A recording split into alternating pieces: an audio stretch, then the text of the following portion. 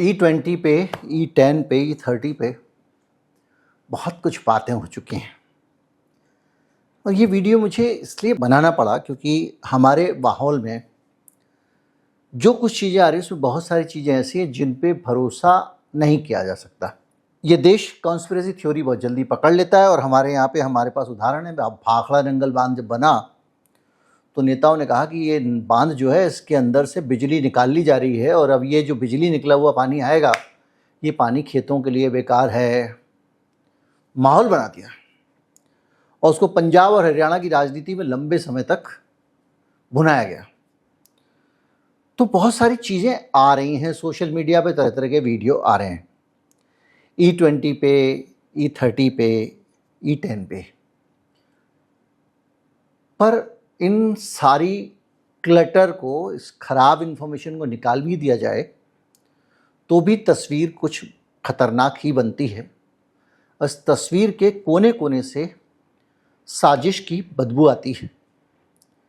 सरकार का इरादा कुछ ठीक नहीं लगता है क्योंकि सरकार जो कह रही है वो होना नहीं है, ना हो रहा है। तो आज हम उन सारे पहलुओं की बात करेंगे जो 100% वेरीफाइड है, जिसको सरकार खुद स्वीकार कर चुकी है, जिसको सरकार इनकार नहीं कर सकती और जिसके ज़रिए हम जान जाएंगे कि सरकार ने जो कांड किया है ये E20 वाला, ये कांड कितना खतरनाक है। इसको वीडियो को जब आप देख रहे होंगे तो हो सकता है आपको वीडियो उतना फ्लो में ना लगे क्योंकि मुझे बहुत सारी जानकारियाँ लिख के रखनी पड़ी हैं। हो सकता है इस वीडियो से आपको वो थोड़ा सा उलझन हो समझने में, पर आपको पता है मैं सरल से सरल करने की कोशिश करता हूँ और मैं उसी सरल करने की कोशिश के साथ में आपके सामने वो तथ्य रखूँगा जो वेरीफाइड तथ्य हैं, सच्चे तथ्य हैं, जो हवा हवाई नहीं है। कोई एक आदमी अपने पेट्रोल टैंक के अंदर से पेट्रोल निकाल के नहीं दिखा रहा है इन मेरे तथ्यों में। किसी ने निकाल के दिखाया मेरे अंदर पेट्रोल गुलाबी हो गया, कोई कह रहा नीला हो गया, मैं उसमें जाना नहीं चाहता हूँ। मैं चाहता हूँ ठोस बातें हों क्योंकि ऐसी बातों को सरकार बाद में झुठला देगी और आपको बोल देगी देखो जी ये तो झूठ फैला रहे थे। जैसा मैंने बाकायदा लिखा था फेसबुक पे कि अब ये राम मंदिर चोरी के मामले में बहुत सारे झूठे दावे आएंगे, ये भी हो गया जी, वो भी हो गया, उसके बाद में उसमें से कुछ दावों को झूठा साबित कर दिया जाएगा और पूरी भक्त मंडली इस आधार पे मंदिर चोरी वालों को बचाने में लग जाएगी। एग्जैक्टली वही शुरू हो गया। तो E20 को लेकर अगर हम बात करें तो अभी का जो सीन है, सरकार E30 पे जाना चाह रही है। E20 पे अप्रैल तक उसका जो लक्ष्य था वो पूरा हो चुका है और वो E20 1 अप्रैल 26 से सभी पेट्रोल पंपों पे अनिवार्य कर चुकी है। ये कोई बताने की बात नहीं है, ये सरकार ने बाकायदा रखा है। अब हम इस मिलावटी पेट्रोल, ब्लेंडेड पेट्रोल, जो भी आप कहें, इस पेट्रोल के बारे में सरकार ने जो बातें कही उन्हीं बातों की बात करेंगे। लेकिन उस पर बात करने से पहले जो मुझे लगता है वो मैं आपसे साझा कर दूं। मुझे ऐसा लगता है कि ये सीधे सीधे पहले 15 साल का बहाना करके देश में गाड़ियों को बंद कराया गया और बंद कराने के बाद ज़बरदस्ती लोगों को नई गाड़ियाँ खरीदने के लिए मजबूर किया गया, जिससे जो कार कंपनियां हैं वो तरक्की करें। मैं आपको कई बार बता चुका हूं कि कार बनती है तो देश में तो मजदूरी भर का ही काम हो पाता है, असली मुनाफा बाहर जाता है। जो कार के अंदर ECU लगता है, उस ECU की टेक्नोलॉजी में 500 रुपये का भी सामान नहीं डला हुआ है, उसके लाखों रुपए। ये जो स्वदेशी कार है, महिंद्रा, टाटा, इनकी बात कर रहा हूं मैं, ये भी लाखों रुपए रॉयल्टी देती हैं। अडास लगाते हो, अडास सिस्टम की भी रॉयल्टी जाती है और इन सब के अंदर केवल वैल्यू एडिशन वाली जो चीज़ें हैं, जिस चीज़ में मोटा मुनाफा है, 1000 गुना, 500 गुना मोटा पैसा, वो अमेरिका की अलग अलग लॉबीज़ को मिलता है और जो मेहनत का, कड़ी मेहनत का पैसा है, लोहे के पतरे वतरे ढक्कन वक्कन बनाने का, सिर्फ वही माल भारत का लगता है। यानी भारत रिफाइंड टेक्नोलॉजी के मामले में बहुत पीछे है। और हालत ये है कि ये तथाकथित कंपनियां भारत में अपना एक चिप तक नहीं बना पाई हैं, एक ECU नहीं बना पाई हैं जिससे गाड़ी को कंट्रोल किया जाए, सेंसर्स नहीं बना पाती हैं। यानी सब कुछ वहाँ से खरीदा जाता है जहाँ मोटा मुनाफा, यानी कि मुनाफा वो कमा रहे हैं, कार हम बना रहे हैं। तो अब ये नए सिरे से भारत में नई कारें बिकवाने का प्रोग्राम है जो E20 के खेल से आया है। अब आप कहेंगे कि ये कैसे मैं कह रहा हूँ, इस बात को ये वीडियो खत्म होते होते आप अच्छी तरह समझ जाएंगे। मैं हूं गिरिजेश वशिष्ठ, आप देख रहे हैं नॉकिंग न्यूज का यूट्यूब चैनल।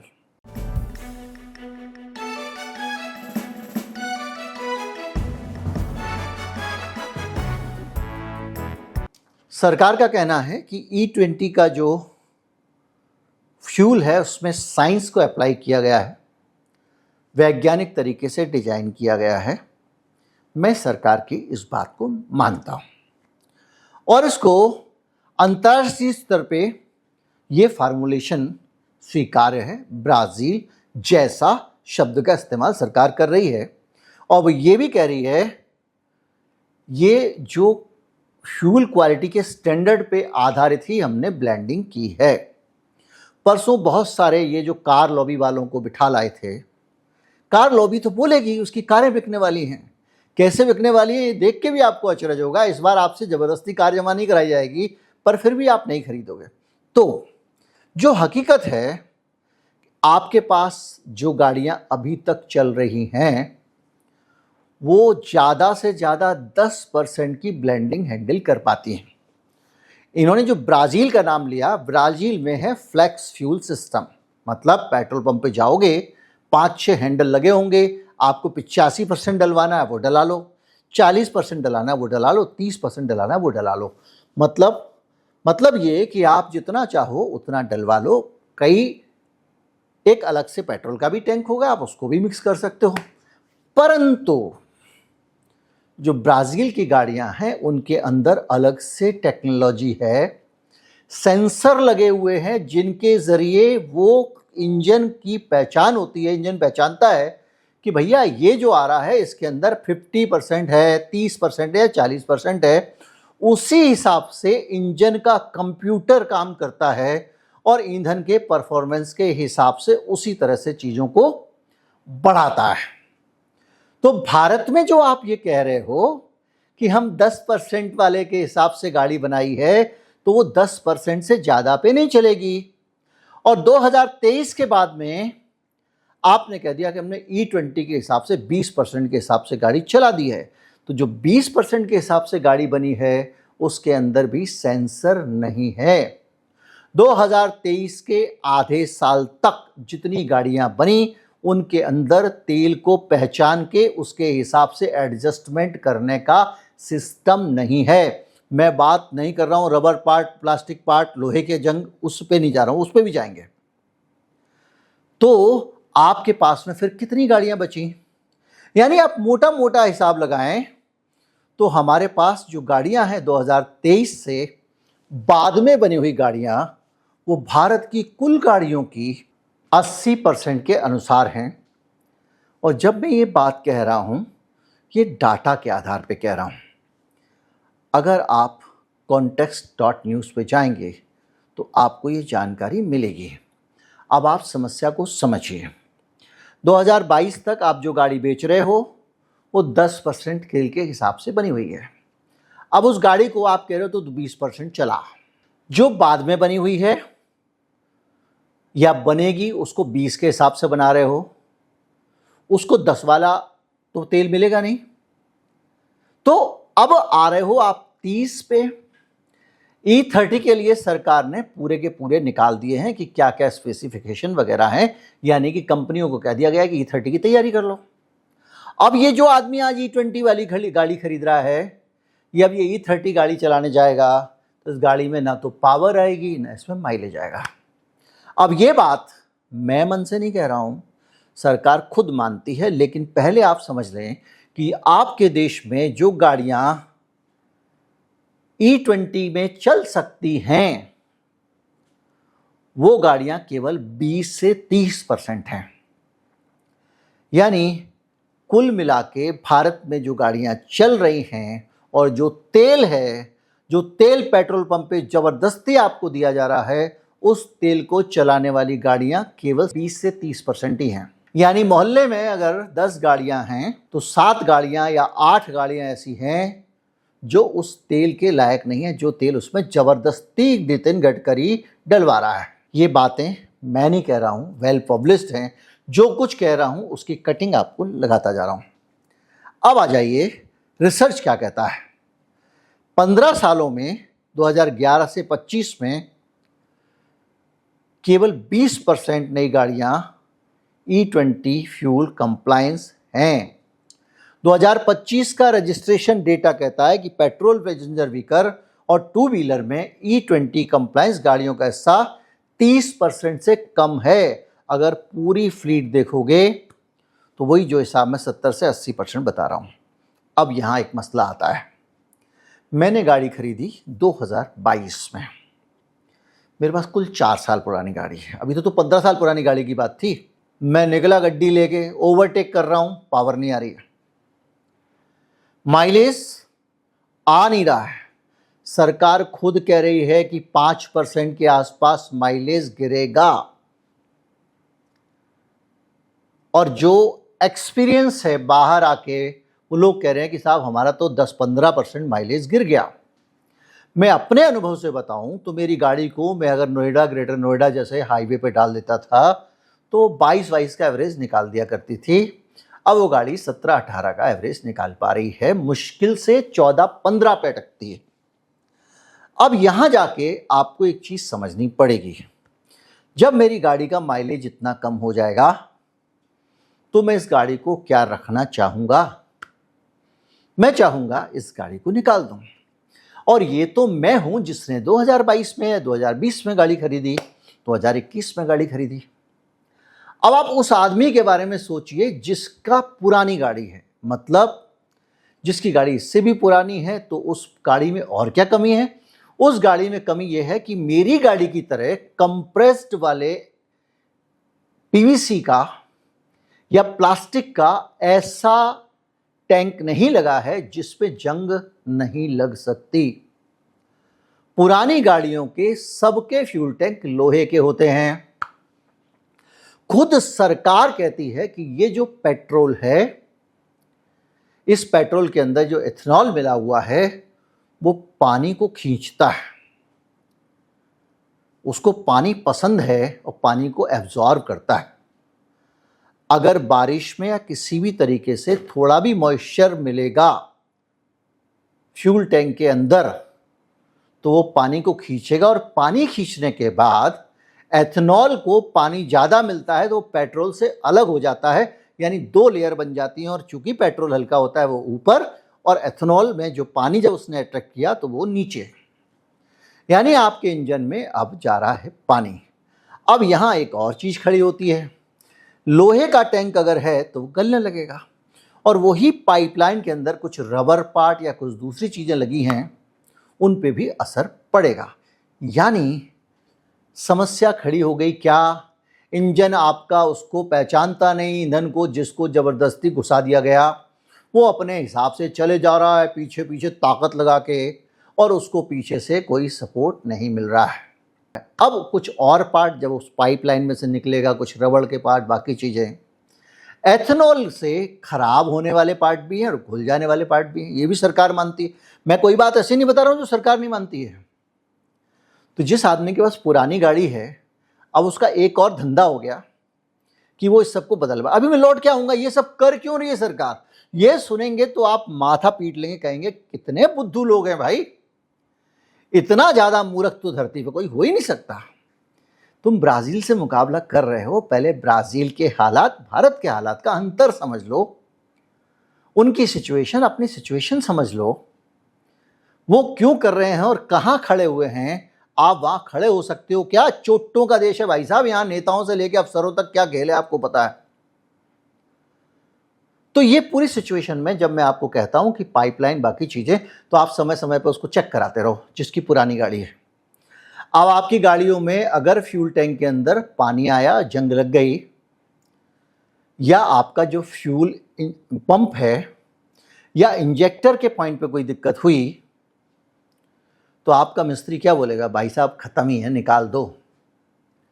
आप क्या करोगे, नई गाड़ी खरीदोगे, यही करोगे ना।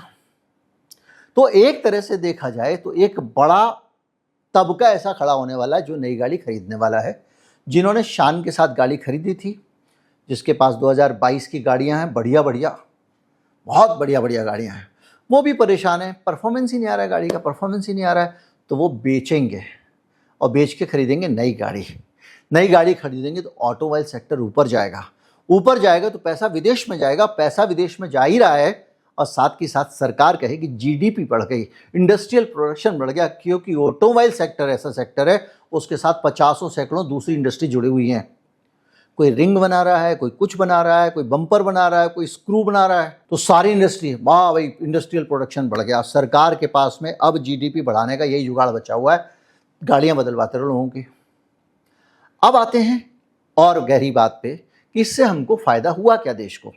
आप अगर एक अनुमान लगाएं तो इस देश को कितने पैसे का फायदा हुआ, तो फायदा ये हुआ है कि सरकार कह रही है कि आपको याद है गडकरी जी का भाषण, पेट्रोल सस्ता हो जाएगा, ये हो जाएगा। मैं चोटों का देश इसलिए कह रहा था कि इन्होंने जो है ये कह के तस्वीर दिखा के आपको E20 E10 वगैरह जो भी मिलाना था मिला दिया।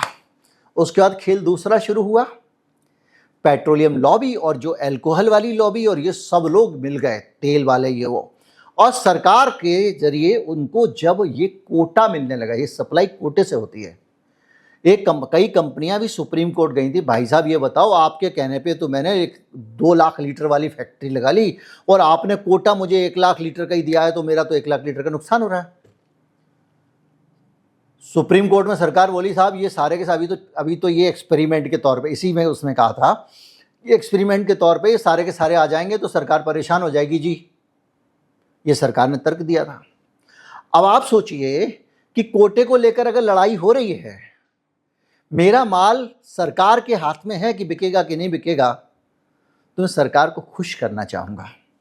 अब खुश करने के लिए मैं कौन सा तरीका अपनाता हूँ और सरकार कौन सा तरीका स्वीकार करती है, इसके बारे में हम अनुमान ही लगा सकते हैं, और कुछ बोलेंगे तो आरोप हो जाएगा। परंतु एक बात पक्की है कि कोटा बढ़वाना है और मोटा दाम लेना है तो सरकार को खुश रखना पड़ेगा।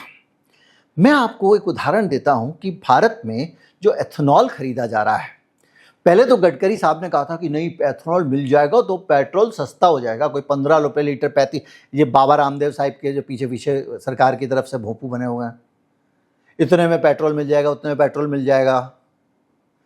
नतीजा ये हुआ है कि सरकार का पेट्रोल सस्ता है और एथेनॉल महंगा है।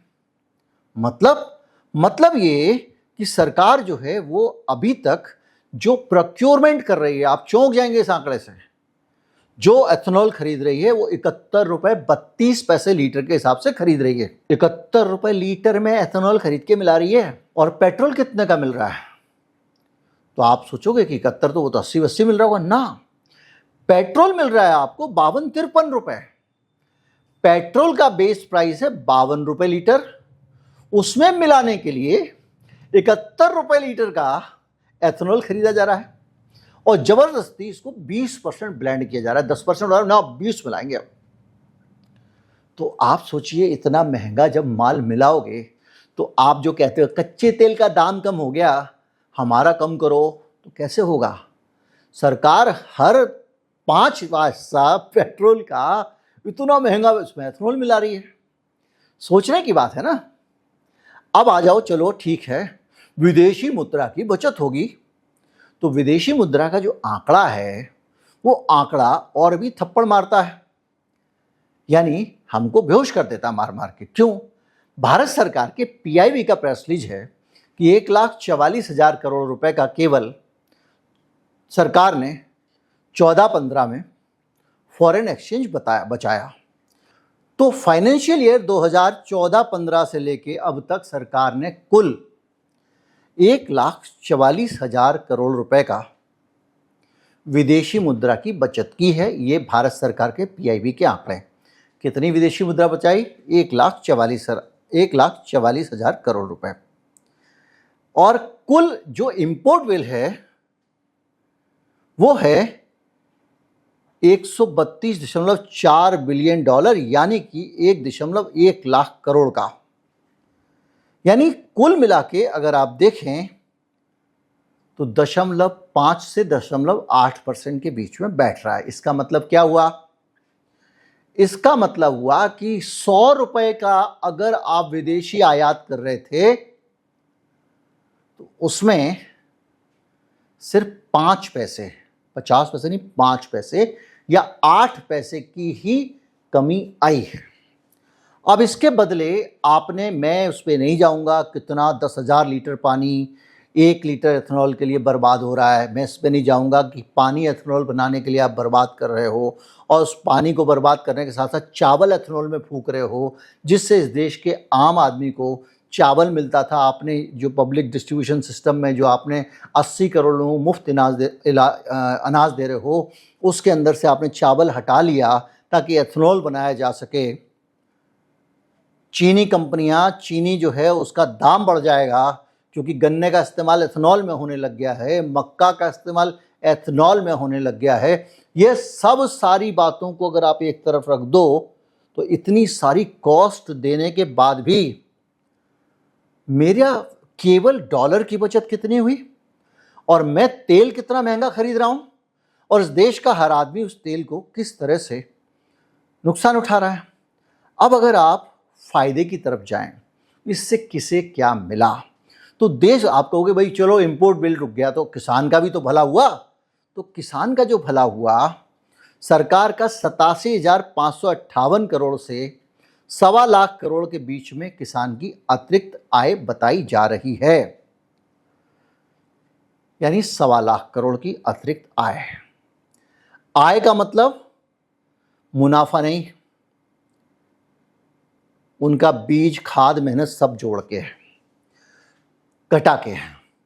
जबकि डिस्टिलरीज जो हैं, जो केवल उससे तेल, उसकी किसान की उपज से ये बना रही हैं एथेनॉल, वो 1,45,000 करोड़ का उनका रेवेन्यू, यानी पूरे देश के किसान मिलके जितना बचा रहे हैं ना, इससे जितना कमा रहे हैं उससे ज़्यादा ये 8-10 कंपनियां, जिनमें गडकरी के लड़कों की कंपनियां भी हैं, उससे ज़्यादा सूत रही हैं।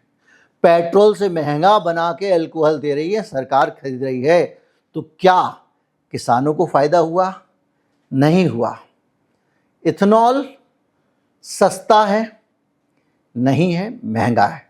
माइलेज, भारत सरकार के ARAI का दावा है कि 6% के करीब माइलेज की गिरावट होती है, जबकि सड़क पे चलने वाले कह रहे हैं 15% तक की शिकायतें हैं।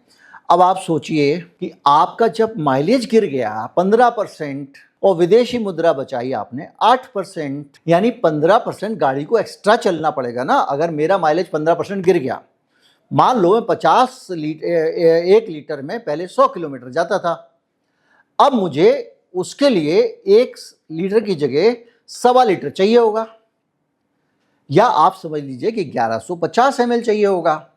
यानी ज़्यादा चाहिए होगा उतनी दूरी तय करने के लिए, और उतनी दूरी तय करने के लिए अगर ज़्यादा चाहिए होगा तो उसमें जो एथेनॉल की मिलावट आप कर रहे हो उसको भी हटा लो। तो इंपोर्ट से जो फ़ायदा हो रहा था आपका, इंपोर्ट घटने वाला, वो तो ज़ीरो हो गया ना भाई, क्योंकि आपने अभी मेंटेनेंस नहीं जोड़ा। आपने नई कार बिकने पे जो रॉयल्टी देश से बाहर जा रही है वो नहीं जोड़ा है, वो भी विदेशी मुद्रा में जा रही है भाई। आपने विदेशों को जाने वाला धन बढ़ा दिया, और इस देश में 80% गाड़ियां जिस ईंधन से सहज नहीं चल सकती, जिसको लेकर टेंशन में हैं। अब आप कहोगे ना जी ये तो भ्रम है। भ्रम है तो ये बताइए कि मेरे देश की सरकार ऐसी किट लाने की बात क्यों कर रही है जो गाड़ी में लगा देने से वो E20 से चलने लगेंगी। यानी कुछ ना कुछ गड़बड़ है, वरना किट की जरूरत क्या है। गाड़ियों को हानि होती है तभी तो किट आ रही है। तो अगर सरकार कह रही है ऑटोमोबाइल कंपनियों से अपनी गाड़ियों के लिए किट बनाइए वगैरह वगैरह, तो अगर कह रही है तो कुछ ना कुछ गड़बड़ होगी ना। और सरकार का जो वियर एंड टियर है वो अच्छा खासा बढ़ने वाला है। और इसको अगर हिसाब में लगाया जाए कि पिछले 15 साल में जो गाड़ियां बिकी हैं उन गाड़ियों के अंदर से 80% गाड़ियां आप बदलने पर यह विचार कर सकते हैं, या फिर आप जैसे खींच रहे हैं डग्गामारी में वैसे काम कर सकते हैं।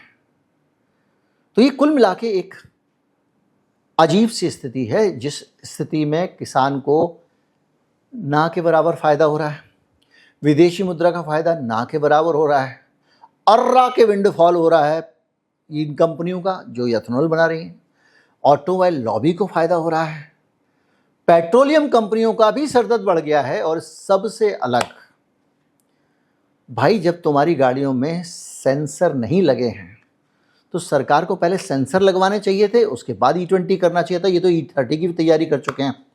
तो आज जो सोशल मीडिया पे माहौल बन रहा है, ये बनना इसलिए भी ज़रूरी है कि जब तक सरकार को आप चूड़ी टाइट करके नहीं रखोगे, वो अपनी पावर को मिसयूज़ करती है, और मिसयूज़ अपने लाभ के लिए ही करती है, आपके लाभ के लिए तो करती नहीं है। इसीलिए आलोचनात्मक पत्रकारिता जरूरी है और सरकार की खाल निकालने वाले पत्रकार जरूरी हैं। उम्मीद करता हूँ वीडियो आपको अच्छा लगा होगा। अच्छा लगा हो तो ज़्यादा से ज़्यादा लोगों तक पहुँचाएं, चैनल को सब्सक्राइब कर लें। नमस्कार, जय हिंद।